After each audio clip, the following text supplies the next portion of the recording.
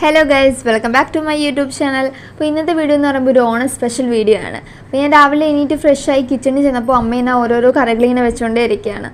അപ്പോൾ ഞാൻ വിചാരിച്ചൊരു വീഡിയോ എടുക്കാമെന്ന്.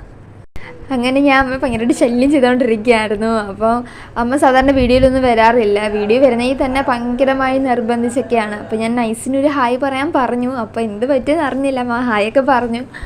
അങ്ങനെ അമ്മേനെ പെട്ടെന്ന് ജോലി തീർക്കുകയാണ് എന്ന് പറയുമ്പോൾ ഒരുപാട് കറികളൊക്കെ വെക്കാനില്ലേ, അങ്ങനെ പെട്ടെന്ന് തീർക്കുകയാണ്. അപ്പോൾ ചേച്ചിയും ചേട്ടനും പുറത്ത് ഇല വെട്ടാനും അതിനൊക്കെ പോയേക്കുവാണ്. അപ്പോൾ അതിന് മുന്നേ കുറച്ച് വിഭവങ്ങൾ അമ്മ പെട്ടെന്ന് വെക്കുകയാണ്. അപ്പോൾ അവർ വരുമ്പോൾ അവർക്ക് എന്ത് സ്പെഷ്യൽ വെക്കാനുണ്ടെന്ന് പറഞ്ഞു. അപ്പം കിച്ചൺ അവർക്കായിട്ട് ഒഴിഞ്ഞു കൊടുക്കാമെന്ന് പറഞ്ഞു അമ്മേനെ പെട്ടെന്ന് വെച്ചുകൊണ്ടിരിക്കുകയാണ്.